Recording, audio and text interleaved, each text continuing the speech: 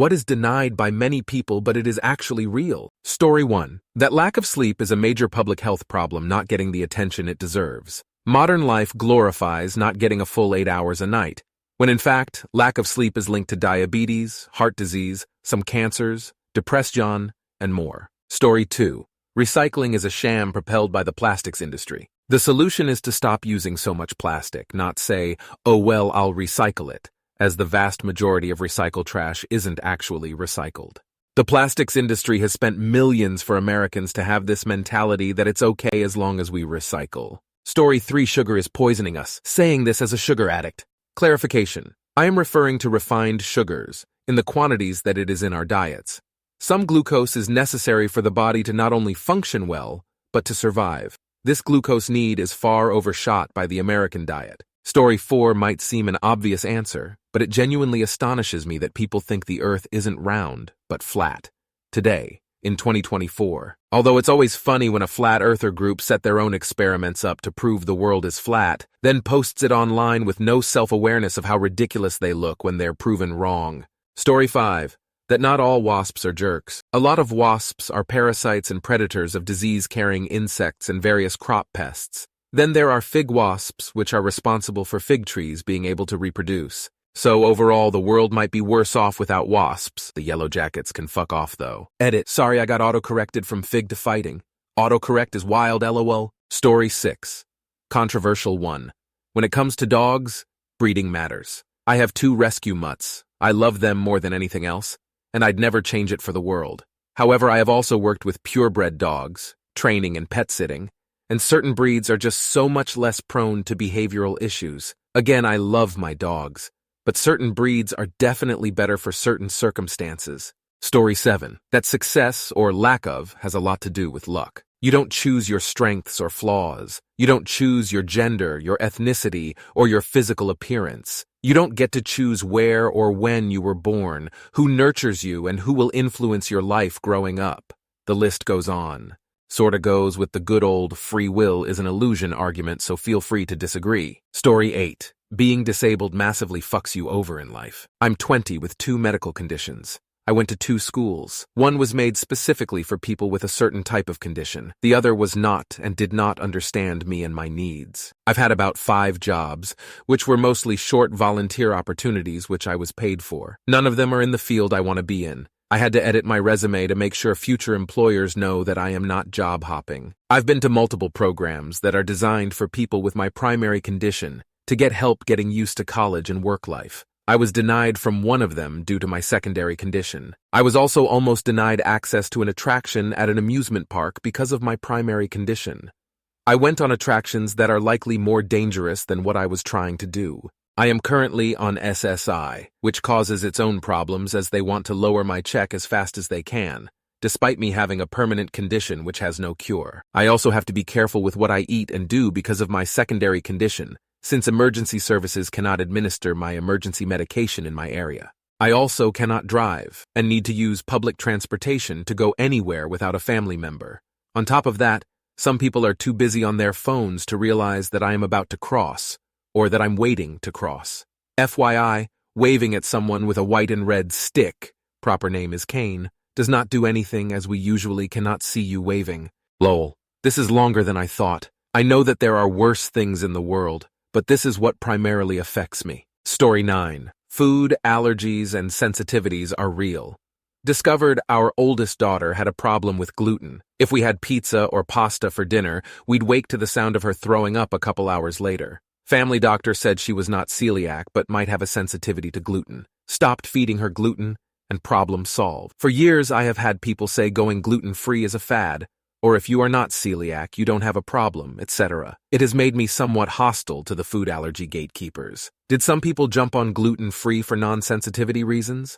Sure, some people just tried it as a fad diet, and I am glad because GF products have greatly improved and become more available as a result. But there are still those who act like asking about GF products is some kind of scam. Story 10. ADHD. Spent my child doing ADHD bingo. If you just applied yourself, there's nothing wrong with you except you're lazy. As an adult finally got tested. Have done multiple versions, my favorite of which was a full intelligence battery done by a psychiatrist. I work for a company who is very concerned with their diversity and inclusion, and the corporate masking folks won't even look the wrong way at some of the more well-known groups, but have had a ton of people say ADHD isn't real. People are just lazy or making excuses. Even had someone steal several $100s worth of meds off my desk when I accidentally left them there overnight, and when I asked if anyone had seen anything was met with, you don't really need those, right?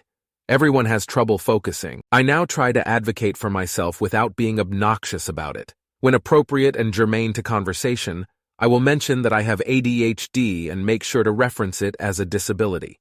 In my head, this helps to set a tone so people don't put their foot in their mouths. We've all done it. It's not anyone's job to be educated about my issues, and I like to think that it helps educate people as well, since I perform well and am respected in my role. Either way, my experience has been that most people think it's an excuse to be lazy or weird. Story 11. Most police officers are amazing people. Nobody wants to see a video of a cop doing something good. People want to see the videos of the corrupt cops that make up the minority of officers. When a cop does something good, they're just doing their job and don't need to be recognized. Being an officer is not a glamorous job, and people refuse to acknowledge that.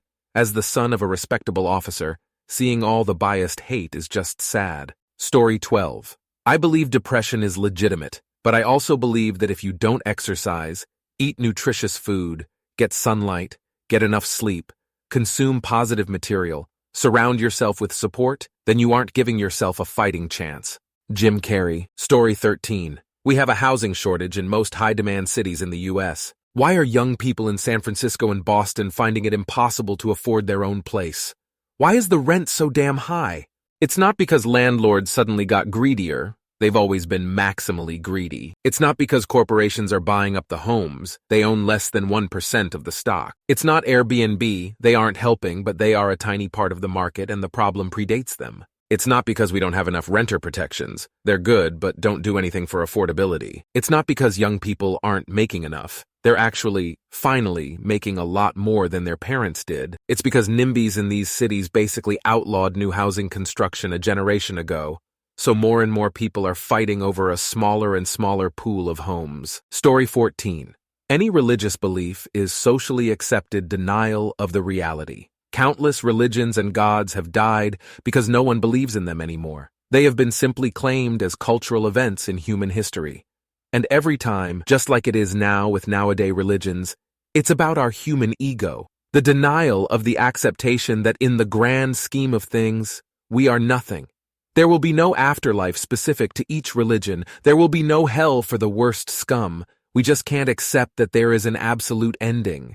So we justify our existence because we need to in order to not go insane. If someone doesn't believe in your God, well, he just believes in one God less than you. You don't believe in the thousands others. So why you and your God? Because you're alive, and that your beliefs and religion are relevant nowadays.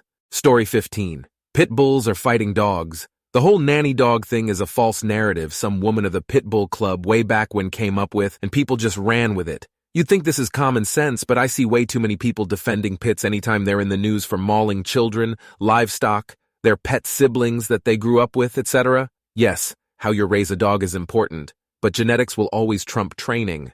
In America, bully breeds, as in pit bulls, XL bullies, Staffordshire Terriers, etc., commit over 60% of fatal dog attacks overall, and 90% on animal-specific attacks such as livestock and other dogs. In the UK, at least half of fatal attacks between 2021 and 2023 were committed by bully breeds. That's fatal attacks only, not including bites and serious maulings. Story 16. Your right to take pictures of anyone and anything you can see in public. You do not need anyone's permission to take a picture or film when in public. Had a big discussion in class where everyone plus both teachers and even one former police officer told me I was wrong. Everyone treated me as I was an idiot and laughed at me for my crazy claim. Had to call the non-emergency police number to get my point confirmed. Story 17. People who narrow-mindedly believe the victim when the accused isn't even proven to be guilty yet are appalling and part of a different but bigger problem. The victim could be lying, as is the case so very often, and the supposed culprit might actually be the victim of slander and/or libel. We should be supportive of both sides until the truth is out and justice prevails. The Depp versus Heard situation, for example, should have made people say, let's support both of them and find the truth. Until then, we have no opinion about either of them. Instead, they blacklisted, fired, and judged Depp all over the world. And it turns out he was falsely accused by Heard, and the aforementioned believe the victim people blindly believed her. Plenty of stories about promising high school athletes seeing their lives ruined by a girl who ended up having lied about things she simply regretted doing. The promising life is a young man ruined, and the girl gets a proverbial slap on the wrist, at worst. You can't believe the victim because you don't know whether they are a victim. That's reality, and too many people deny it. Too many people judge someone guilty before being proven to be. Story 18, men's issues, especially if a woman is in the room lol. But for real though, if someone tries to talk about a problem that men face, you always have that woman trying to downplay or dismiss it as a real problem and trying to hijack the conversation to turn it into a woman's issue. Without fail, once you notice it happening over and over again, it actually becomes quite comical. Story 19, anxiety is an actual medical condition. I have hypothyroid and therefore I get anxiety attacks due to an imbalance in hormones, vitamins, and minerals. Lack of one thing or too much of another thing causes anxiety attacks. It's a vicious cycle. My anxiety attacks have landed me in the hospital several times, but those doctors, as well as my own doctor, dismiss any attention to my situation. Their response is the same. Oh, you only had an anxiety attack. They offer to speak to a social worker, but I don't have any past traumas which are manifesting themselves. My anxiety is because of my hormone issue. It sucks big time having hypothyroid. Story 20. Me, personally, I get very frustrated when folks try to say that being obese is not unhealthy. I actually had someone on Reddit a while back try to argue with me that they have a friend who is hundreds of pounds overweight and perfectly healthy. I understand there are some folks who are the rarity and obese due to medical issues, etc. But I feel safe saying that most obese people are that way because of their eating habits. The whole embracing obese bodies thing really should not be a thing. These people are dying. They are wearing their addictions on their sleeve, and the reality is not beautiful. Need to put aside the big feelings and try to help people, even if that entails saying something they don't want to hear. Story 21. Social media algorithms shaping perceptions. Many people deny or underestimate the influence of social media algorithms on their perceptions and behaviors online. These algorithms, designed to maximize engagement and user retention, curate content tailored to individual preferences, creating filter bubbles and echo chambers that reinforce existing beliefs and perspectives. Despite evidence of algorithmic bias and manipulation, some individuals dismiss or ignore the profound impact these algorithms have on shaping their online experiences and worldview. Story 22. That certain celebrities needs to use private planes. Take Taylor Swift. Do you honestly think she could take a normal commercial flight? She would constantly get swarmed by fans, and I am sure she has one or more stalkers who will be near her when she is waiting in the airport, in line to board, or on the flight. The logistics of keeping her safe and not being harassed by fans constantly is damn near impossible. So yeah, the people who rant on her and other celebs using private planes don't consider that she has no private life, and probably the only peace and quiet she has is the flights between venues. Life as a celeb has some real downsides, and when people can't control themselves when she and other celebs are around, constantly nagging her for photos, autographs, or just being near her, they are actually the ones forcing her to use private planes and the likes. And when you give a concert every night for months at a time, it is just not possible to use other forms of transportation most of the time. Even if she was driven around in an EV, she will have fans and press trying to get pictures. She and other celebs needs a little peace every day to not go insane or get into drugs, etc. It is the masses' fault that it needs to be this way.